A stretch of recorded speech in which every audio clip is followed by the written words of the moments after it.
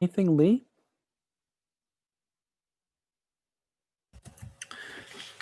Yeah, a not quite formed question issue about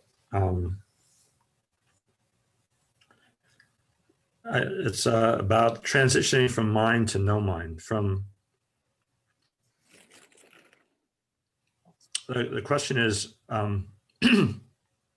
given awareness and attention,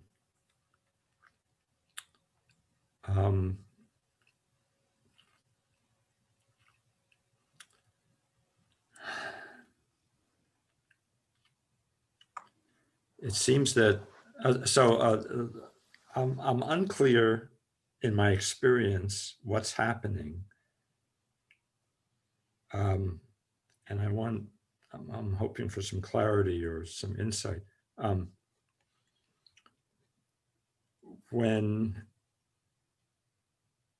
attention moves out, you've said, and I've certainly read that awareness it's like attention everywhere. It's like awareness of everything, a broad awareness, attention being a specific awareness, or awareness on a specific something. And in my experience, I'm finding that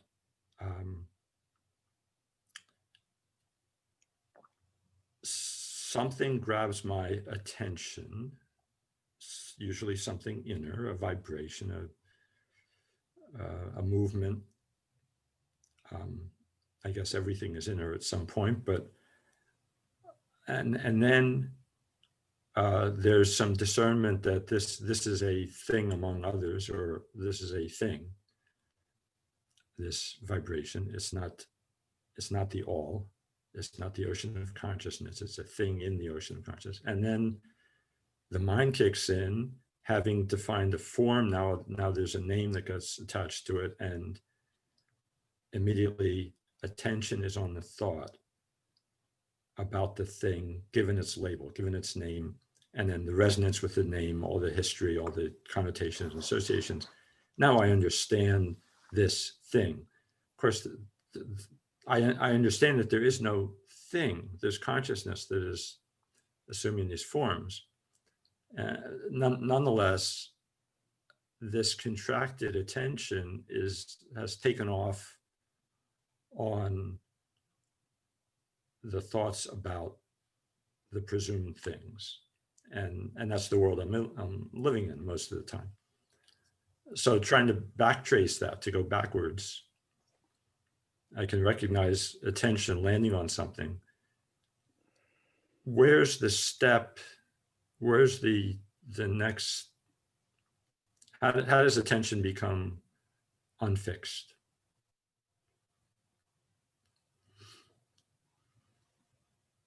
Attention is fixation.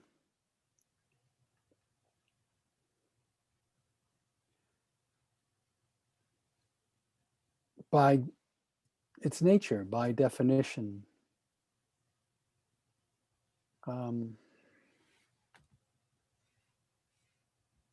It's a kind of function.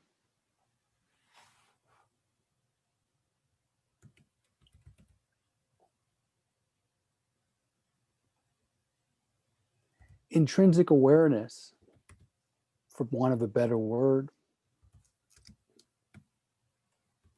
is there as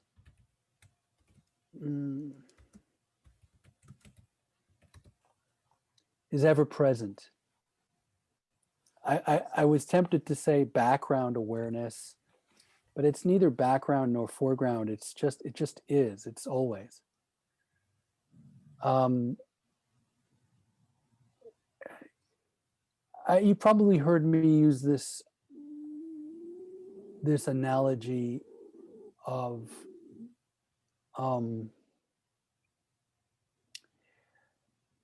what you're watching a play. There's the stage lights. Now, I don't really know, like somebody in theater might correct me on this. But if you're watching a play or plays I've seen, if the lights aren't off, they're on enough that you can see the whole stage. But for the sake of directing attention, there's also a spotlight. The spotlight is like attention. You can narrow the spotlight so that it's just on like a book on stage. There's like a table and there's a book and there's a character, and they want you to pay attention to that book that the character laid on the table. So the spotlight goes on the book for a second, and then the character starts to speak. So the spotlight will open up to include him in the table and he'll speak. This is how attention is. But always, it isn't, except in rare instances, is the rest of the stage just dark. There's the stage lights on. You can always see the whole stage. It's just that you are focused where the spotlight is. So attention is like the spotlight. And the attention can be narrow or it can be expanded. If attention is expanded so that it doesn't just include the table and the character and the book and the other characters, but it includes the entire stage, if that spotlight includes the entire stage, then it just blends in with the stage lights. And you can't really find a spotlight anymore. It's sort of dissolved with the background light or the stage lights, whatever you want to call them, that were always there. It isn't that anything is added. It's an expansion of attention dissolves attention. The expansion of the spotlight dissolves the spotlight so that it no longer distracts by keeping attention on one thing in particular. But the stage lights were always there, lighting everything equally distributed everywhere. So the conscious space in which all is arising doesn't shrink or grow. It simply is the case. Attention shrinks or grows or is on specific objects in what is arising in consciousness. Does that make sense? Yes. Is suggesting that attention is not awareness. It is not a limited form of awareness. It's something else, or it's a mode. It's a mode, but you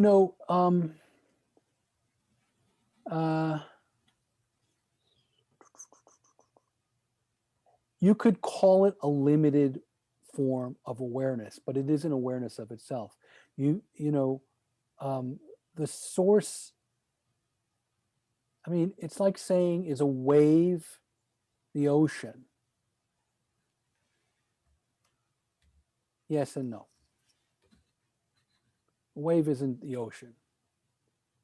Or if you take a glass of water, is that glass of water the ocean? Yeah, it's the ocean in a glass. But when somebody says ocean, they don't mean glass of water. So intrinsic awareness is all pervasive, never moving, never changing. But the wave, I mean, it really gets very difficult to speak about this, because attention is a form of awareness, but the fact that it's a form makes it not intrinsic awareness, because that's limits. Intrinsic awareness is the context of everything and anything that's experienced. It's that basic. It's not a thing apart from other things. In a way, you could say it's just not a thing at all. And in a way, you could say it doesn't really quite even exist. Because things that exist, then by definition, they exist and they don't exist. This is intrinsic to everything. it's, again, if we use a theater analogy, it's the screen itself. So every movie is on the screen itself. And you can't really say that the screen is separate from the movies or the movies are separate from the screen, but you can say the screen is separate from the movies. I mean, the screen is always there, but you can't say the screen is anything. Say, well, there's a car, there's a tree, there's a woman. What's the screen? It's nothing. If the screen was anything, then it would interfere with the images. But the screen is frictionless.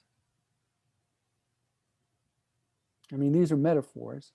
Intrinsic awareness is what we're in, what we are. It's what we are in as bodies or forms or sensations. It's what we're in, but it's what we are when we stop identifying ourselves with sensations and thoughts and feelings. Then it's obvious that what we are is the intrinsic awareness of the sense fields, thought, feeling, emotion, thought, the sense fields. Everything seen is arising in intrinsic awareness. So are reflections that are in a mirror, that you see in a mirror, are they part of the mirror? As a whole, they're part of the mirror. You could say they're the activity of the mirror, but is the mirror doing anything? The language falls apart. It's like, and are the reflections, like if you see a reflection of an elephant in a mirror, is it accurate to say, well, an elephant is part of a mirror? What? Elephant is an appearance in a mirror. Or all things are appearances in the mirror. There's nothing specific about the elephant or anything. There's nothing specific about attention. It's another reflection. It's a very subtle reflection, and it's so close to what consciousness is. It's helpful by way of analogy. You could say, if you trace attention to its source, because attention, when it's expanded, it basically dissolves. This is why, attention is used as a stepping stone. Things like consciousness itself, or any way in which you are having the space pointed out. Attention is used, but you have to go beyond attention. What is aware of attention? What is all pervasively aware of attention? There's attention, and sometimes attention's contracted, sometimes it's expanded. What is aware of attention being contracted and expanded? Or whatever it is, as it is.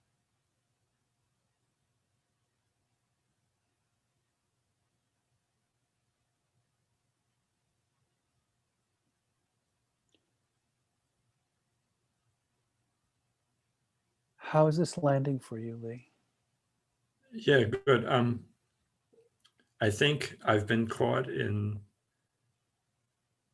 seeing attention as awareness itself in some limited way.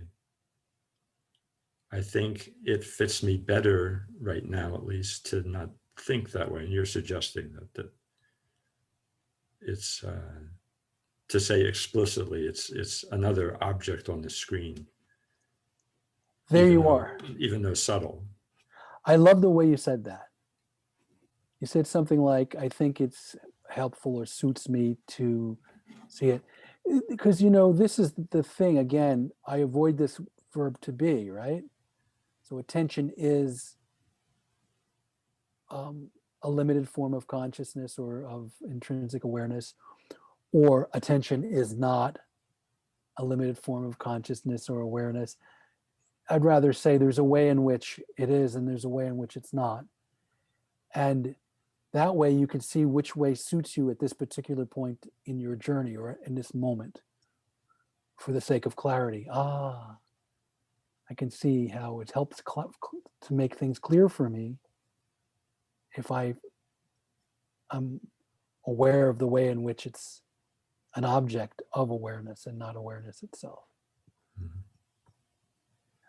I mean, because there's a way in which all that arises in consciousness is a limited form of consciousness itself, including attention. And in some ways, if we are going to, which is okay to do in terms of the forms, there's a way in which you can see all the forms as equally not consciousness. And that's what probably serves you now. You can also, when you start to examine all the forms, the way in which they are modifications or limits of consciousness, then you can grade them, because it makes sense to grade them then from that point of view. That's why there's tattvas. It's like phenomenal reality. Some of it is more transparent or subtle to, or translucent. You can see through it to it's less distracting. I mean, attention is like that. Attention is almost consciousness in a way, but that almost throws it all off. It's like saying a glass of water is almost the ocean. It's like, Mhm. yeah, it's more the ocean than the glass is. But but even the glass is made of the sand that's at the bottom of the ocean. But it's like you're going to be talking clearly. Like attention is very, very subtle, so it's very much like a kind of limited form or a focused form of consciousness itself. But it's not useful right now. What's useful is to see the distinction, because it's really a subtle form in consciousness, arising in consciousness. Mhm. Just like thought is very subtle. Discriminating awareness may be even more subtle than discrimination, you could say, because it's so like, because what we're doing now when I speak about this, you see, is we're using a more subtle form to point. Mhm. So you have a really subtle form like attention, and now both of us in this conversation are going, but use discrimination to see the way in which it's not consciousness. So discrimination is the tool there, an even subtler form to tease apart the distinction between consciousness and attention. So, but even that kind of teasing apart or distinguishing, even that is not consciousness. It's Mhm. not us in a way. If we're It's gonna not intrinsic awareness. It's not intrinsic. It's not intrinsic awareness.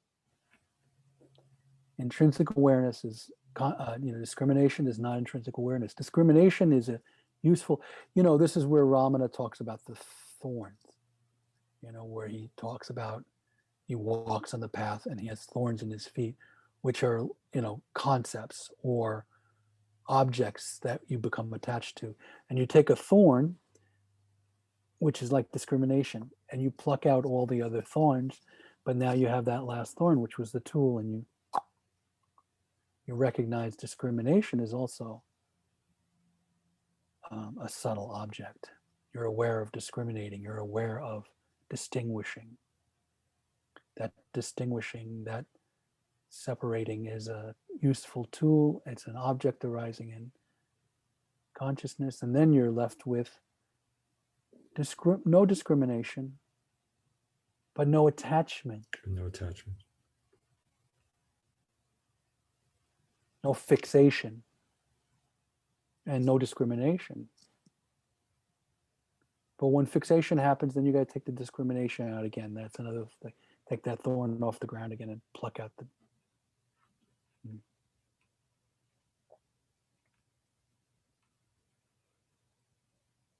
Good. Thank you. Oh, you're welcome.